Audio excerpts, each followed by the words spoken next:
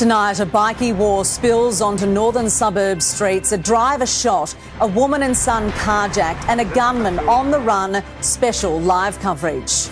Also, Dan Andrews' new deputy, Jacinta Allen, elected unopposed after 4 senior ministers resigned.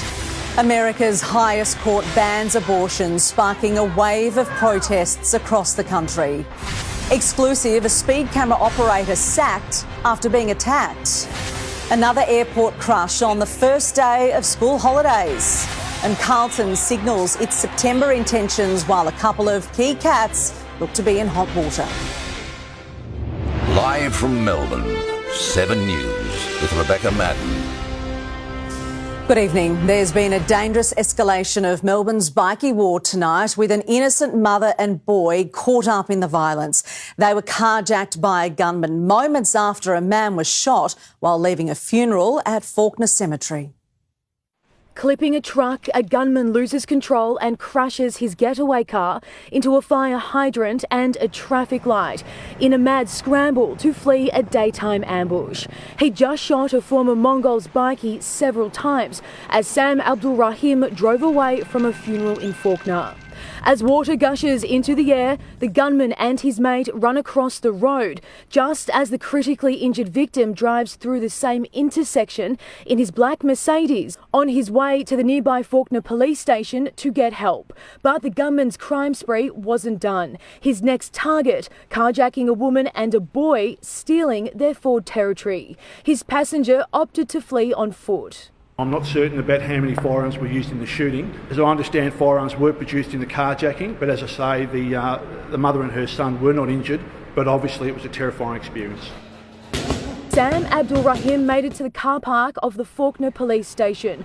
Bullet holes in the driver's window and windscreen. The former bikie turned boxer was shot several times in the stomach and upper body. 2 other men in his car were not injured. We came out, we saw the van stop there, and a couple of guys getting out of the van. They weren't looking too good. One in particular was holding his side. They were rushing to kind of address the situation as it stood there at the moment, so they weren't doing any arrests or anything like that. It seemed to be to take care of what the situation was at that time. Just cops everywhere. When it first happened, there was helicopters everywhere. 7 News understands Sam Abdul Rahim was a member of the Mongols outlaw motorcycle gang before being kicked out of the club alongside Toby Mitchell and Corey Kasichi, who was murdered in May. He was also jailed for 2 years in 2017 after a fatal crash which killed an 88-year-old great-grandmother and was at the centre of a wild brawl inside the Melbourne Magistrates Court in 2015. Cassie Zervos, 7 News.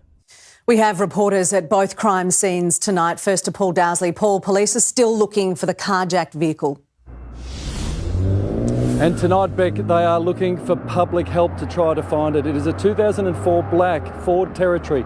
The registration 1TD3RV, last seen heading south at speed on Sydney Road towards the city. The mother and son who were carjacked. Police say they thankfully are physically okay. But tonight also, Beck, police looking for any help from the public who are in this area around Fawkner Cemetery around midday and may have dash cam of any of what transpired here. Tonight, Box Forest Road remains closed, and that car, the gunman's car that crashed here, has been towed in the past 20 minutes for forensic testing. Beck.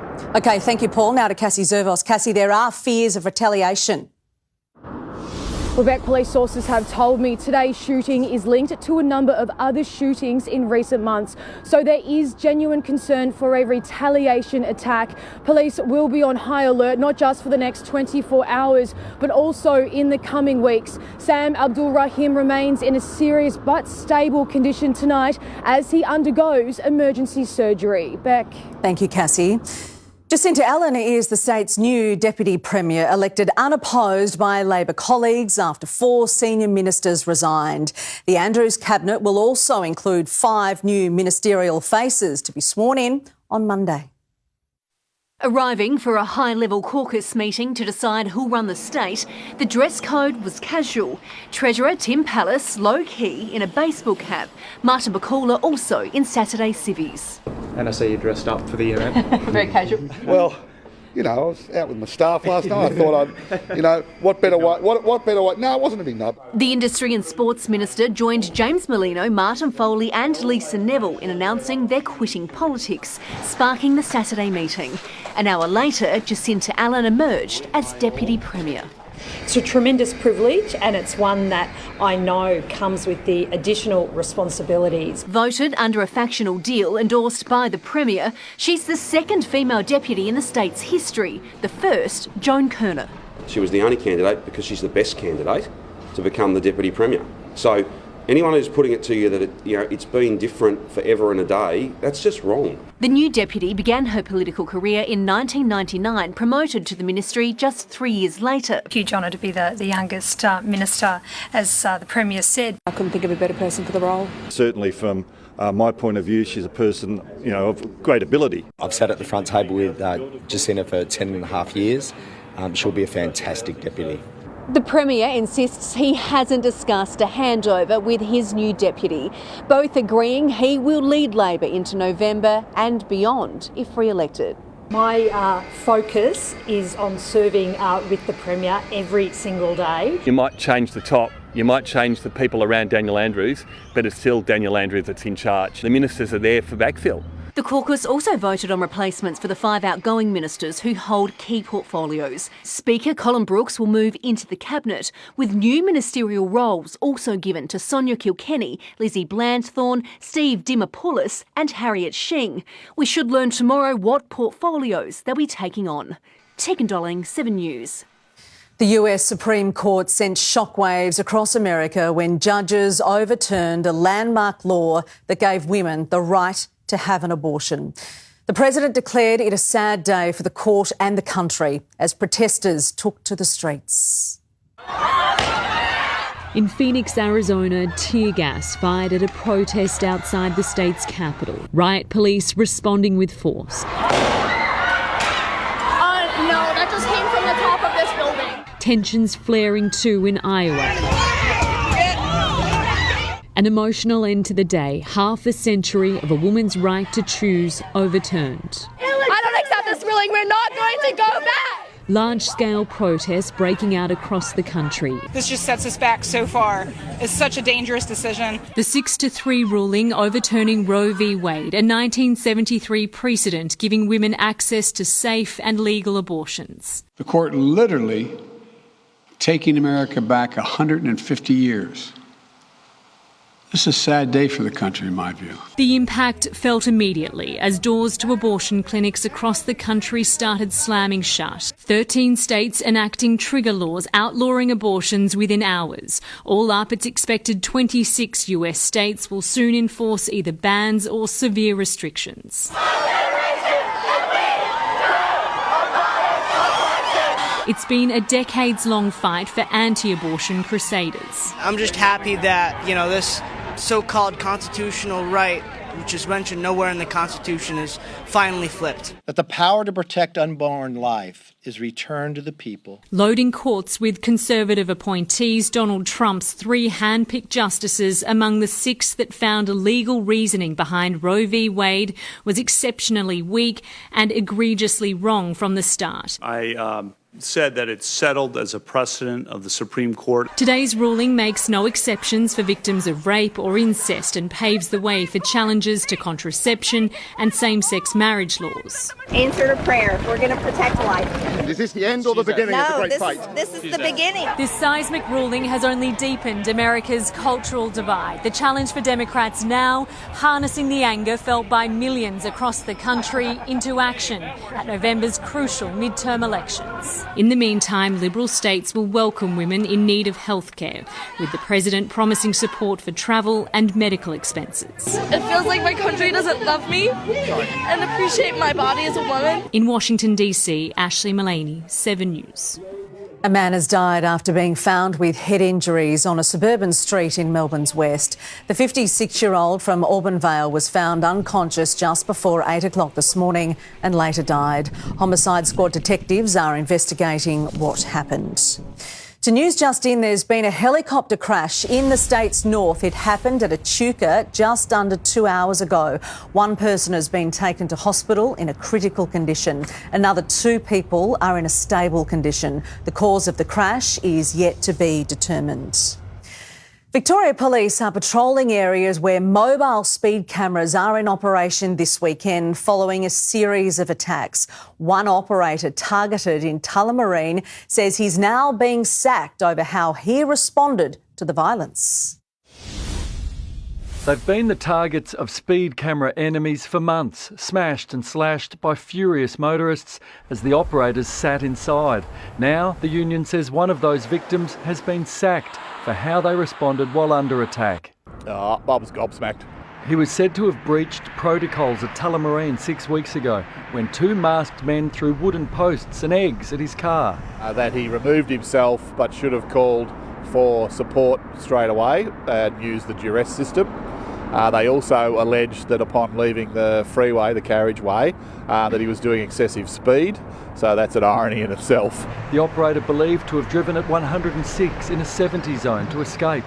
The sacking is a decision by the private operator Serco, which also alleges the driver pursued his attackers, which the union says is unsubstantiated. It's set to go to the Fair Work Commission next week. He's fighting the dismissal. We're behind him 100%. And we're going to prosecute Serco for failing to provide a duty of care to their employees. With at least 5 serious attacks on mobile speed cameras over the past 2 months, police are stepping up. Officers received an email yesterday instructing them to patrol the vehicles' locations as a priority. In a statement, Serco said it would be inappropriate to comment on confidential employee matters. Paul Dowsley, 7 News. The Prime Minister is tonight weighing up whether to accept an invitation to tour Ukraine as he heads to Europe for the NATO summit next week. Ukraine's ambassador says a visit would re-energise international support at a time when Russia is making gains in the country's east. 4 months into the war in Ukraine, the battle remains as brutal as day one. The last remaining troops fighting to hold on to the eastern city of Severodonetsk ordered to withdraw. Remaining in position smashed to pieces over many months just for the sake of staying there does not make sense. Australia has already committed more than $300 million in military and humanitarian aid, the largest contributions outside of NATO, with Ukraine now pleading for more. The reality is that President Zelensky needs fuel, ammunition and rockets at the moment. Anthony Albanese is under increasing pressure to accept an invitation by President Volodymyr Zelensky to visit Ukraine. However, the Prime Minister insists he will wait for advice from the nation's top security agencies about the risks of such a visit. That would send a very strong message to the Ukrainian people that Australia, though being so far away, is standing strong with Ukraine. Anthony Albanese would be in good company. French President Emmanuel Macron, Britain's Boris Johnson and US First Lady Jill Biden, even actor Ben Stiller have all visited Kyiv. I think it gives you a different kind of level of understanding about the scale of this war. This was sending a strong signal to China in particular that Australia and like-minded countries won't tolerate these types of arbitrary annexations. Taylor Aiken, 7 News. Prince Charles has told Commonwealth leaders that keeping the Queen as head of state or becoming a republic is up to each member country. The future king was speaking at the opening of a summit in Rwanda. I want to say clearly, as I have said before, that each member's constitutional arrangement, as republic or monarchy, is purely a matter for each member country to decide. Barbados took the historic move of replacing the Queen as head of state in November last year. Deputy Prime Minister Richard Marles is leading the Australian delegation in Kilgaley. Families flying out of Melbourne on the first day of school holidays battled big crowds at the airport this morning. Domestic travel is only set to increase over the next few days, just as international flights also start to take off again. Stuck in a long queue well before dawn on a Saturday morning. Not exactly a relaxing start to a holiday. My reaction when I first saw it was just like, why am I doing this? By 7 o'clock, check-in lines were out the door of the Virgin Terminal. Inside, organised chaos. My mum's doesn't want to come here again on the holidays. Queues for domestic check-in stretching all the way down to international departures. It's massive. The line just kept getting longer and longer and longer, and to the more people come in, I don't think they realise quite how far back the line actually goes. 72,000 passengers are expected to pass through Melbourne Airport today, fewer than yesterday's 93,000, but enough to cause panic. I don't know what's going to happen. We're probably going to end up having to go home. There's really bad service. I mean, we've got all these extra windows and check-in locations that none of them are being used. By 9 o'clock, most of the crowds had cleared. From today, passengers no longer need to wear masks inside terminals. And there are promising signs more Victorians are happy to head overseas, as well as interstate. There's a 77% increase in international flights these school holidays compared to the Easter break. It's all part of it, really. Happy to be travelling again. Rachel Ward, 7 News. And a number of other COVID restrictions also eased today. Positive cases must still isolate for 7 days, but can now drive relatives to appointments or children to school as long as they stay in the car. Third dose vaccine mandates have been lifted for teachers and food distribution workers. Aged care visitor caps have also been scrapped. The state opposition is promising to spend $5 million saving 3 childcare centres if it wins the election. Parents have been campaigning for months after Port Phillip Council ruled the centres in Elwood, St Kilda and Balaclava had to close. Local parents say this is what they've been waiting for, a $5 million promise from the Liberals to save 3 rundown community childcare centres. We don't want them closed. We need to ensure that we have appropriate childcare in our area for our mums and dads and our kids. Port Phillip Council can't afford to upgrade the centres in St Kilda, Elwood and Balaclava, so announced late last year they would close. Sadly, there's nowhere for them to go. There's a shortage of childcare places in our area already. Impacting 160 families, the community rallied against the closures, a petition collecting more than 3,000 signatures. It means there's extra time to be able to spend as a family unit, not in a car, not commuting, and the fact that we get to stay within our community. You get to know other families within the community, kids have other friends within the community. Council is hopeful Labor will also find the millions of dollars needed to save the 3 childcare centres and remains in talks with the Andrews government about funding their redevelopment. What we'd like people to do is come forward with commitments, as the Liberal Party have done today, so that we can assess the options for these centres. We want access to the places and we want affordable childcare, so closing centres is not the option that we're looking for right now. Closing centres means that you're putting pressure on families. Ellie Wicks, 7 News. Well, there has been plenty of spite in a fiery clash between 2 premiership heavyweights at the MCG. Abby Delmy, a Cat star, is facing suspension. Yes, Beck, a late bump from Tom Stewart has left a key Tiger concussed. Live now to Andrew McCormack, and Andrew Stewart is looking at some time on the sidelines. Well, Abby, Tom Stewart's certain to be suspended, just a matter of how many weeks. A late high bump on Tiger star Dion Prestia. He was left clearly concussed. He took several minutes before he managed to stagger to the bench before he was eventually subbed out. No facial injuries, just a concussion. He is back sitting on the bench watching the second half, but likely to be seen as careless. A severe impact would send Stewart straight to the tribunal, which is potentially a 3 to 4 week suspension on the cards. Stewart was shaken in the aftermath, uncharacteristic for him. Knew he was in the wrong and he was consoled by coach Chris Scott at quarter time. This contact, meanwhile, to the eyes of Marlon Pickett from Jeremy Cameron, also likely to be looked at by the match review, so we'll have more on that shortly, Abby. Thank you so much, Macca. Also coming up in sport, a Nat 5 could attract attention from the MRO after touching an umpire as the Blues kept their top 4 hopes alive. Penalties handed out from a fiery clash between the Hawks and the Dogs. The Magpies look close to home for inspiration as some legends drop into training. And the Aussies strike gold in the pool at the World Champs. A lot happening in sport, Bex.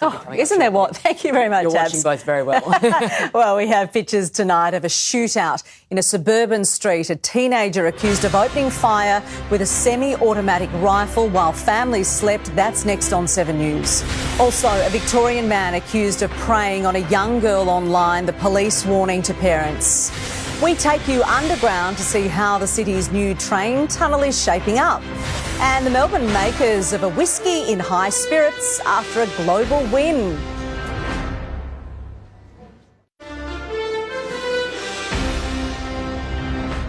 We have pictures tonight of a young man armed with a semi-automatic rifle opening fire during a shootout in a northern suburb street. A court released the vision while granting bail to the alleged 18-year-old gunman. A shootout in a Pascoe Vale neighbourhood. Police say the gunman, armed with an assault rifle, is a teenager. This court-released vision shows the 18-year-old allegedly firing more than 20 rounds into a house. 5 bullets travelled almost 1 kilometre, hitting the homes of innocent families in Coburg North. It's alleged the shooting on June 14 was a dramatic escalation of tensions between rival youth gangs. The SKS assault rifle, valued at $20,000, was bought on the black market. Detectives later found it inside what was supposed to be a getaway car. Police told the court it was a miracle no innocent people were killed in the crossfire. Despite concerns from detectives, the magistrate granted Matada Al-Asawi bail. He will be back in court in October. Tegan Dolling, 7 News. A Victorian man has been nabbed in a police sting after allegedly driving 800 kilometres for a sexual encounter with a young girl. The 66-year-old was arrested in Sydney, charged with online grooming offences. Police allege the retiree believed he'd been communicating with the mother of a girl under 10 and had sexually explicit conversations about the child. He'll remain behind bars until August after the girl he travelled to meet turned out to be a detective. 2 rail veterans have been given a unique tour of the Metro tunnel as a thank you before they retire. The engineers have been instrumental in setting up the new signal system for the tunnel, just as they were for the City Loop 40 years before. For 2 of Metro's most experienced, a unique big reveal. And it's really amazing. Silva and Ron have worked on the Metro tunnel from the beginning, but this is the first time they've actually seen it. On a drawing, it's just a bunch of lines and a few cross sections, and it doesn't look much at all. The platform length, it just goes on forever. They're touring Arden, the most advanced Metro tunnel station above ground and below. Platforms here longer than those at Flinders Street. Can't believe how big it is. Ron started as a signal engineer in 1975, Silva in 1986. Breakthrough. Both on the City Loop, converting clunky manual signals. They'd say, pull that lever, and you couldn't even budge it a centimetre. To then state-of-the-art technology, now to digital for the Metro tunnel. A journey unimaginable when they began. We would never have thought Melbourne would have the population to support something like this. This tour, a gift. Both expect to retire before trains run here, probably in late 2024. Then they'll be passionate passengers. I'll be on one of the early trains. Nick McCallum, 7 News. A Port Melbourne whisky company has won Best Spirit in the World. Starwood is the first Australian distillery to take the top honour at the San Francisco World Spirits Competition. It's absolutely a dream come true. Winning the Olympics, winning an Academy Award, it's sort of like that, but for the spirits industry. There were over 5,000 entries, including whiskies from Ireland and Mexican tequilas. Well, it has been a glorious start to the school holidays in the sunshine. Sonia Marinelli is here. Sonia, more of this, please. It would be nice, Beck, but we've started the holidays with the warmest and the sunniest of the weather. It is going to turn showery and a lot colder from tomorrow. Today in the city, we hit a high of 16.2 degrees. That is a couple above the June average. But the wintry cold air settles back in again late tomorrow, and it's going to stay with us right through next week. We've also got some showers coming along for the ride, but I'll tell you when and where right after Sport, Beck. OK, thank you very much, Sonia. Victorians are facing lengthy delays for solar panels and batteries. What's behind the surge in demand? Next on 7 News. Also, a new crisis for Britain's embattled Prime Minister Boris Johnson. The world's deepest shipwreck discovered almost 8 decades on. And learning to swim wearing a different kind of goggles. Demand for solar panels and household batteries has soared as Victorians look for ways to cut power bills. The energy crisis and relentless cost of living pressures has led to a record number of installations in the past month. Most households spend more than $1,500 on electricity every year.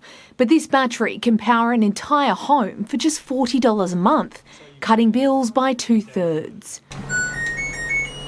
Demand for solar panels and batteries has doubled in the past 3 months, sparked by the recent energy crisis. But there's not enough stock and wait times are blowing out. 2 years ago, we had 1,000 applications for batteries. A year ago, we had 2,000. This year, we've seen 5,000 applications come through. The price of home batteries has gone up by about 15%. The supply chains have been impacted, obviously, by global surges in demand. This battery cost Brunswick resident Sonia Fleming almost $12,000. With a $4,000 government rebate, it will take her around 20 years to pay back the upfront cost. But she says not having to worry about rising prices and potential widespread blackouts, it's worth every cent.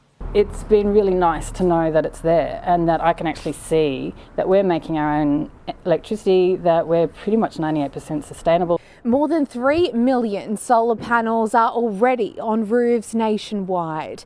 But experts say they want governments to invest more into making batteries here in Australia to avoid long wait times and price hikes. We pull lithium out of the ground.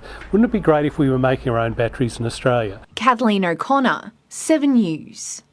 British Prime Minister Boris Johnson's leadership is again being called into question after his party was crushed in 2 by-elections. The defeats have reignited calls for him to stand aside, but the PM is vowing to fight on. From the Commonwealth Leaders Summit in Rwanda, Boris Johnson was forced to defend his own position back at home. I'm not going to pretend these are brilliant results. We've got to listen, we've got to learn. The Conservative Party losing 2 crucial parliamentary seats in by-elections. It's time to show Boris the door. Rebel MPs say the double defeat is the final blow for the PM, arguing now is the time to change leader. That the public are sending a very clear message to Boris Johnson. These results in the election underline the reason why so many of us in the House of Commons are deeply concerned. One Cabinet Minister quit, Conservative Chair Oliver Dowden saying he couldn't carry on with business as usual, but not all have turned their back. It's all about delivery. If we can deliver, then people will stay with us. Boris Johnson's leadership has been under increasing pressure since Partygate, when it emerged alcohol-fuelled gatherings had been held at his Downing Street office and residence during lockdown. It was only a few weeks ago that Boris Johnson survived a vote of no confidence to hold on to his leadership. Under the current party rules, he can't face another vote until mid-next year. It's understood a number of MPs are now privately talking to try and change that. I don't believe that Mr Johnson will be allowed to lead the Conservative Party into the next general election. Boris Johnson remains out of the country for now, saying he's not worried about a plot to oust him.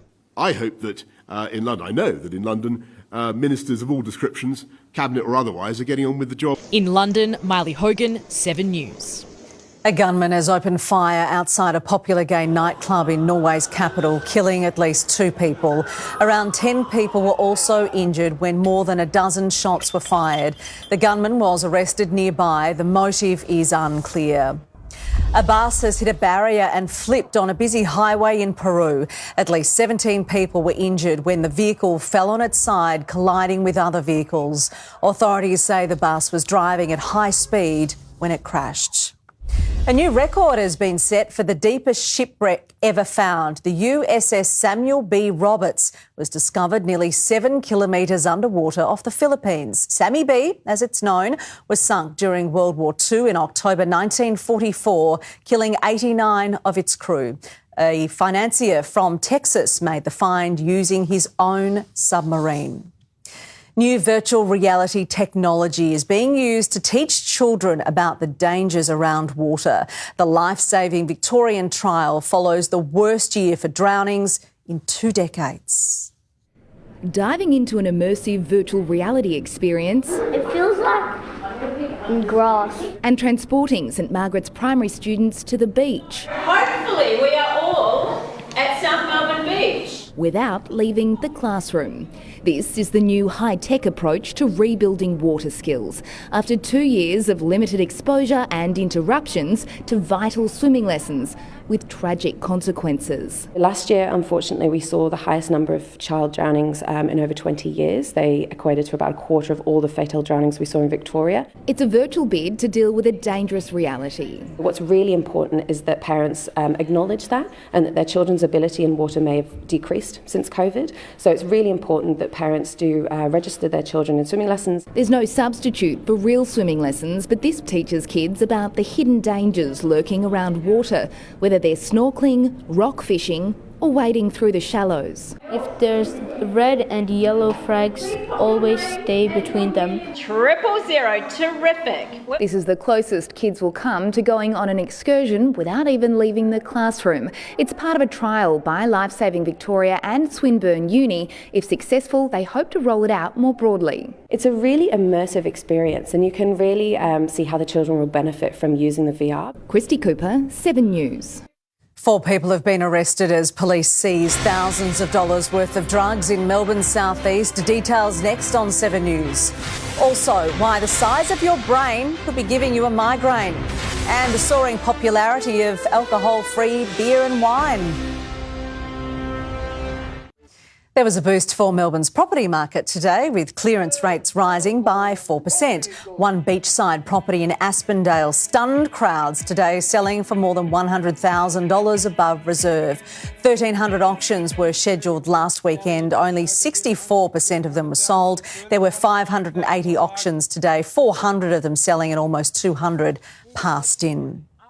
4 people have been arrested during a drug bust in Clayton. Police seized almost $400,000 worth of illegal drugs, $10,000 in cash and prescription medication.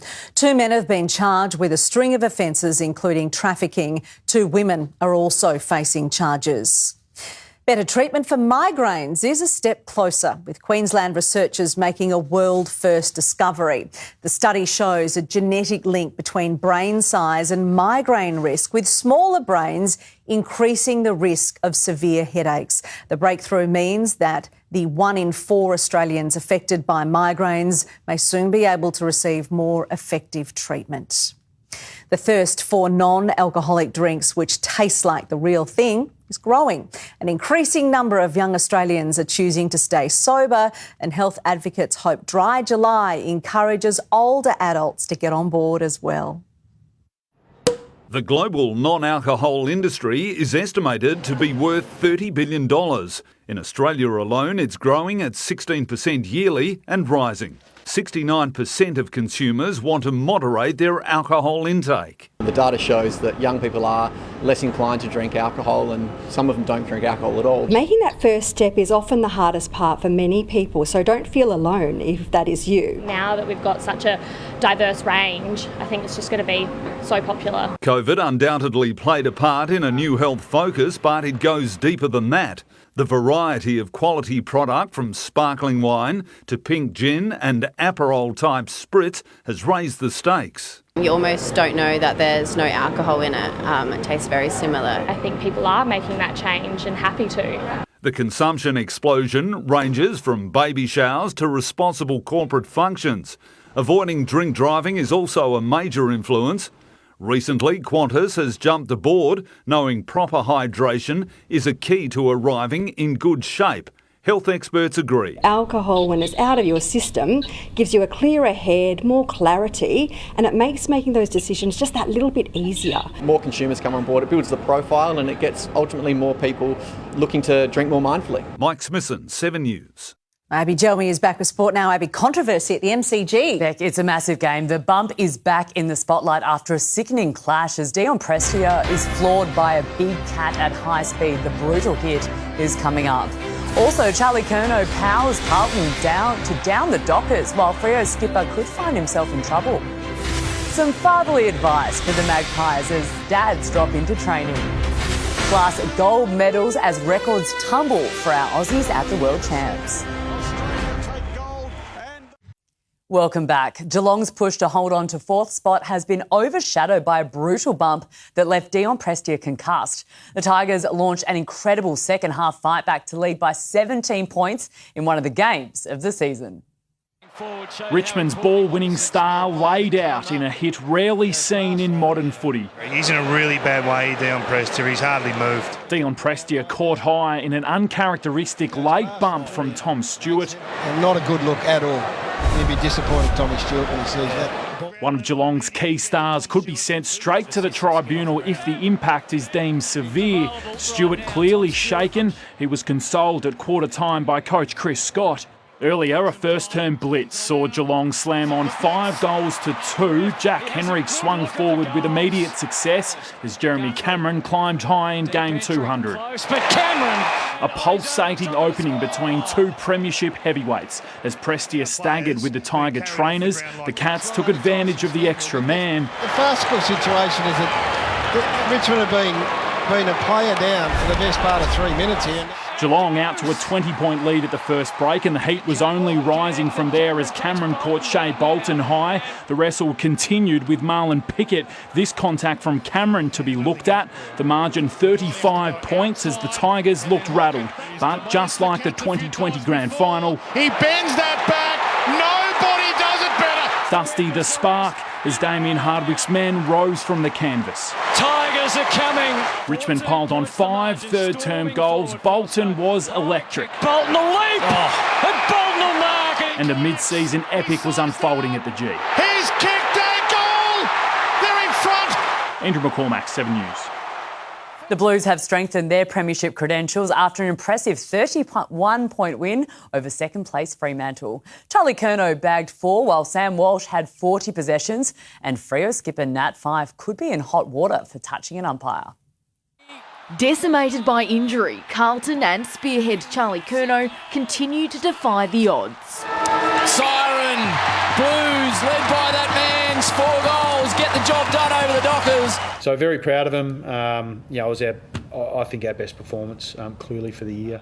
We've got something that will stand up in big moments and against some really good opposition. Fremantle skipper Nat Fyfe could be in hot water after making contact with an umpire. I haven't spoken to the skipper about that. It's less my worries at the moment. Moments earlier, the dual Brownlow medalist came in for some close attention. Yeah, I thought Carlton went after him a bit, especially in the second half.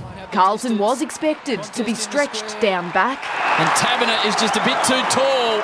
Plays on, snaps the opener for the Dockers. Blues fans made to wait until the dying minutes of the first for their talls to finally fire. Third attempt from Harry. This time he's successful. Journeyman Jack Nunes kicked a goal in game 200. And if you want to know what culture looks like on the field, that's it right there. And the Blues defied the Dockers' defence to take a 15-point lead into the main break. Cue the crowd! Coach Justin Longmuir unhappy with his side's effort. They couldn't match Coleman medal leader Curnow for intensity. He's getting the Blues fans up! The downside to Carlton's 31-point win, injuries to Matt Kennedy and Jordan Boyd. Matt Owies are late out with a tight calf. Natalie Anides, 7 News. We have breaking news from the match review. Hawks stand-in skipper James Sicily tangled with Aaron Norton, ripping off his headband last night, copping a $1,000 fine. But his coach doesn't see anything wrong with it. I knew there was a bit of a scuffle a couple of times, but I'd rather that than nothing. On top of a concussion to Ed Richards, Luke Beveridge said that Tim English is unlikely to make the trip to face Brisbane next week. Collingwood has looked close to home for inspiration ahead of tomorrow's clash with the Giants. The club invited players' fathers down to training, and while some struggled to keep up, the likes of Peter Dacos wound back the clock. Mason Cox even taught his dad the tricks of the trade from front of goal, hoping he continues his hot form at the G. You'll love to see it. The Bombers arrived home from their 10-point loss to the Eagles, insisting they're still on the right path. The road and the journey that we're on is not a linear one where we're just going to keep getting better just because we keep training hard, because there's 18 or 17 other teams that are doing exactly the same. Darcy Parish returns for the next week's clash against Sydney, with Andy McGrath likely to miss another week. His baggy green cap may be disintegrated, but Glenn Maxwell says his game has come together as he returns to the Aussie Test squad after a 5-year hiatus. The all-rounder did his bit for Australia to win the final one-dayer, despite Sri Lanka claiming the series. But the Big Show's cap didn't make the trip. It's completely disintegrated, so I'm going to have to get a new one for this test tour. The first test against Sri Lanka starts on Wednesday. It continues to be a successful World Championship for our Aussie swim team in Budapest. They're not just winning medals, but they're breaking world records. The Aussies powering to victory in the mixed 4x100-metre freestyle relay, anchored by Australia's new golden girl, Molly O'Callaghan. Australia will take the gold medal. Canada moving into second. Australia take gold and they take a world record. Gold 2 for Kaylee McEwen, winning the women's 200-metre backstroke final in Beck. It all looks like good things heading into the Com Games. Certainly does. Thank you very much, Ab. Well, let's get back to Sonia, who's here with the forecast now. Sonia, how are the school holidays shaping up? Oh, Beck showers return tomorrow, but up next I'll help you plan all of your activities around the weather. I'll see you then.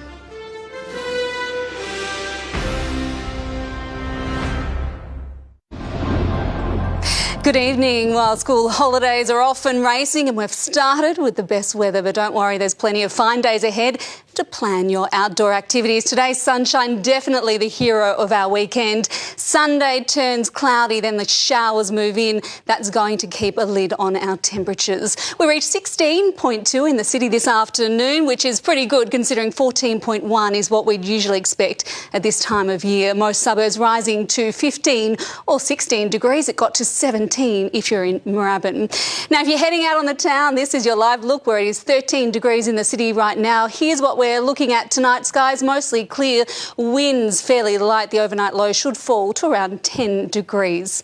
Today we were on the warmer side of the rain-bearing system that's coming up. That kept us in a mild northwesterly airstream.